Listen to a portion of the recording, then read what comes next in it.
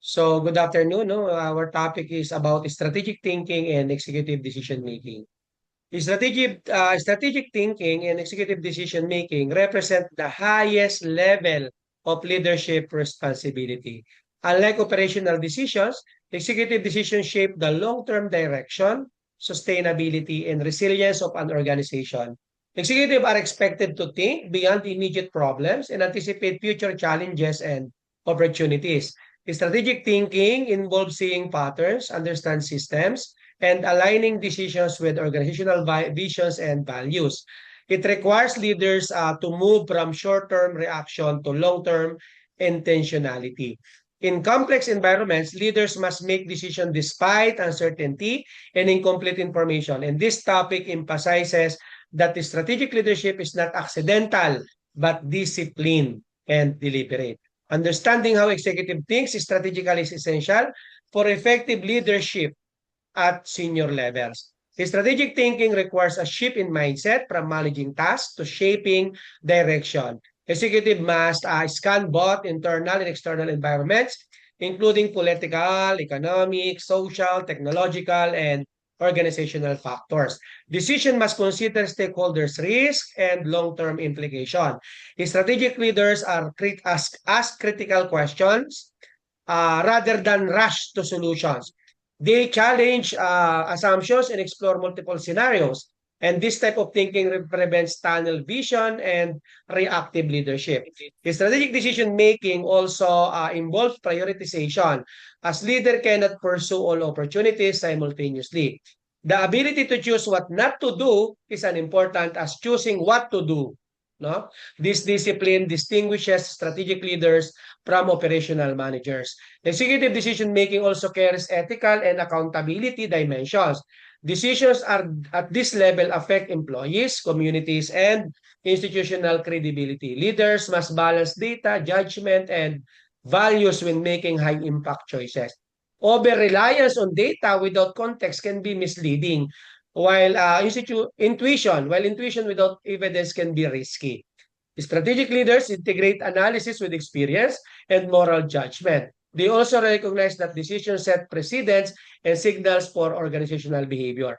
And this topic prepares us to examine how executive makes responsible strategic decisions in complex environment. With this perspective on strategic thinking and executive decision making, we will now hear from our presenter who will discuss strategic frameworks, decision-making models, and real-world executive application. As you listen, consider how strategic thinking differs from day-to-day management and how executive balance analysis, judgment, and accountability. At this point, I would like to give the floor to our presenter. Go ahead. Thank you, Dean. Just a disclaimer. I was, to be honest, I was not really ready to present today, but I did what I can po to present for all of you today. So bear with me, and thank you for understanding, Dean. So good day, everyone. Today I will be discussing strategic thinking and decision making. This presentation focuses on what strategic thinking is and why it is important for organizations uh, and how leaders and managers apply effective decision making to achieve long term success. So, in today's fast changing business environment or in government or in organizations, we must go beyond routine decision making.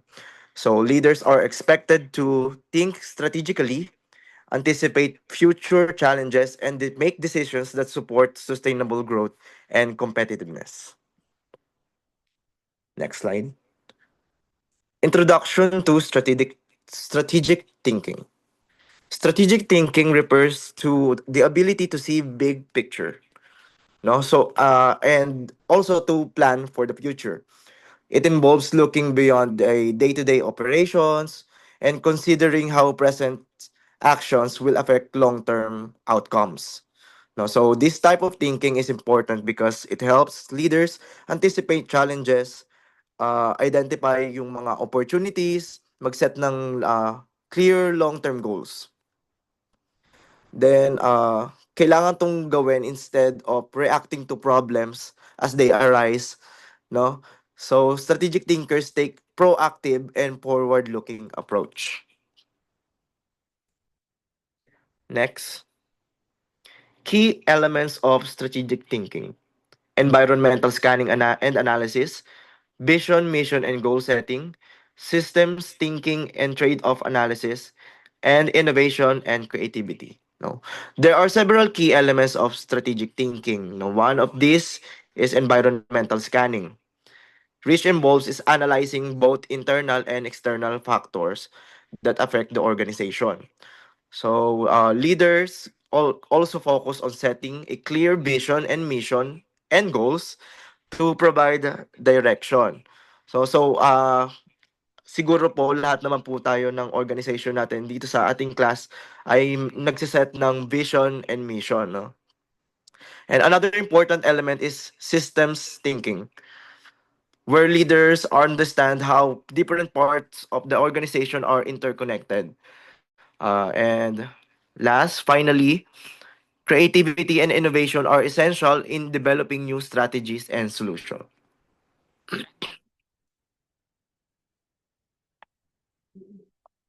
Next slide is decision making in strategic context. Strategic decision making involves choosing the best course of action from several alternatives, often under conditions of uncertainty. These decisions usually have long term consequences for the organizations. Now, so, leaders may use rational decision making, based on data and analysis, and intuitive decision making, which relies on experience and judgment, or collaborative decision making, which involves team members. Effective decision making also requires assessing risk and managing uncertainty.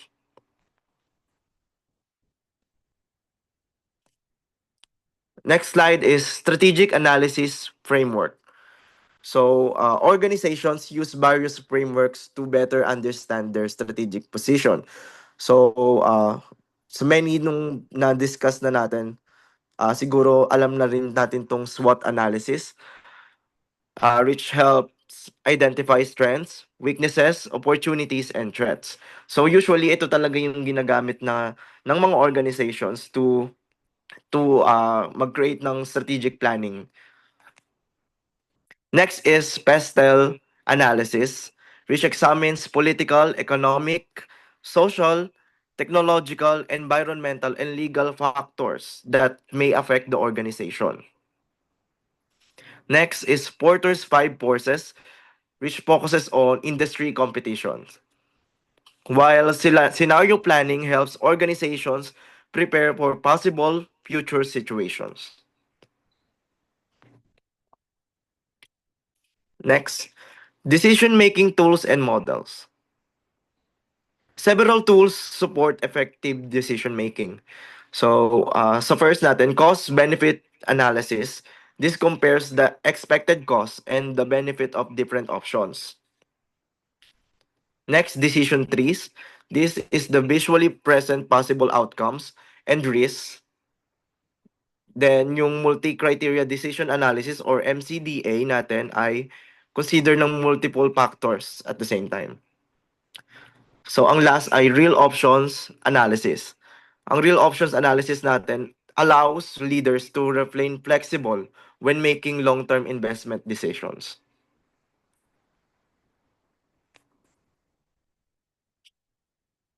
Next is strategic thinking for middle managers. Strategic thinking is especially important for middle managers because they connect top management and employees. They are responsible for translating strategic plans into operational actions. So yung mga middle managers, they align team objectives with organizational goals. They manage change and encourage innovations. So yung decision nila directly influence the daily operations and long-term performance.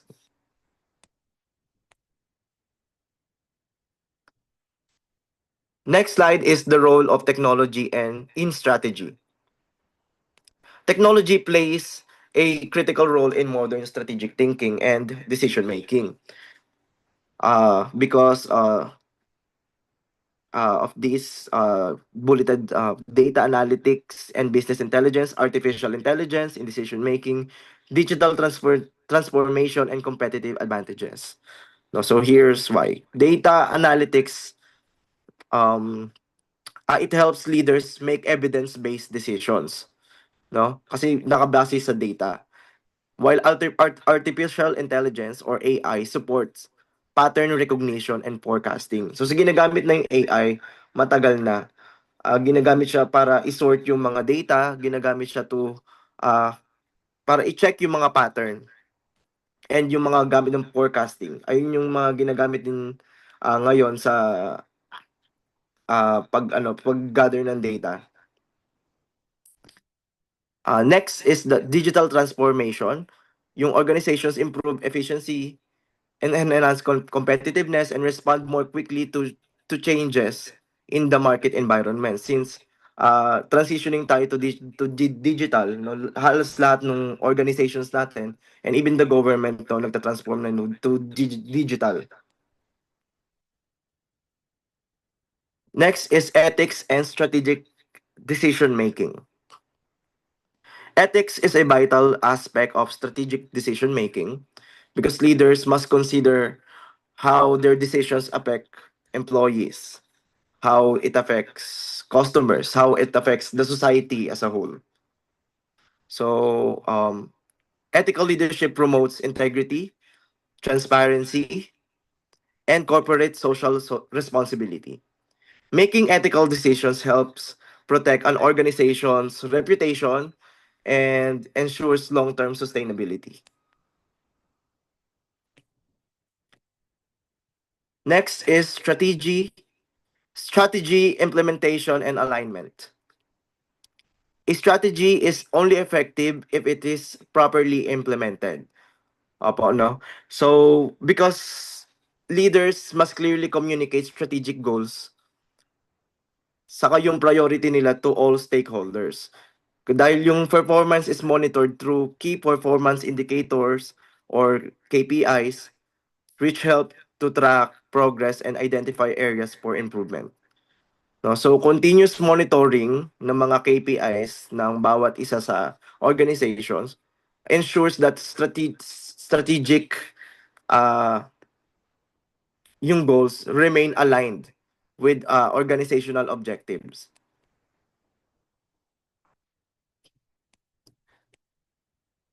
Our last topic slide is challenges in strategic thinking. Strategic thinking involves several challenges, including uncertainty, complexity, and rapid changes. So yung resistance to change is also common within organization. No, so sa mga nakaraang topics or subjects natin, nabanggit na rin natin yung merong resistance to change kasi di lahat ng organizations ay papayag sa ganitong decision lang nung isa. No, so merong talagang nagkakaroon ng resistance. So nabanggit na rin ng mga ibang kagrupo natin kung ano yung mga other challenges sa mismong group, sa mismong organizations, no? So ito rin, isa rin ito sa challenges in strategic thinking kasi nababawasan natin or mayroong mga hindrances pa din sa mismong organization. And leaders must balance short-term operational needs with long-term strategic goals. So to overcome these challenges, it requires adaptability, strong leadership, and a commitment to continuous learning. So that's it for my presentation. Here is my added references aside po dun sa book natin for this semester. Thank you, Dean, for listening. Thank you, classmates, for listening. And thank you for understanding dahil medyo rush yung aking presentation saka yung paggawa ko po ng slide. Thank you so much. So the discussions highlight that strategic thinking is a continuous process rather than a one-time activity. So executive must constantly reassess their environment and assumptions.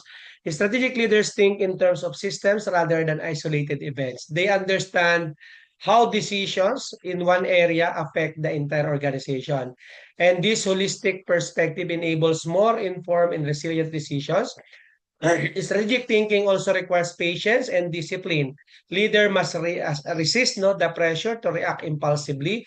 Long-term value creation remains the ultimate goal. One key takeaway is the importance of environmental scanning. Strategic leaders monitor trends, risks, and emerging opportunities. And this include technological shifts, policy changes, and stakeholder expectation.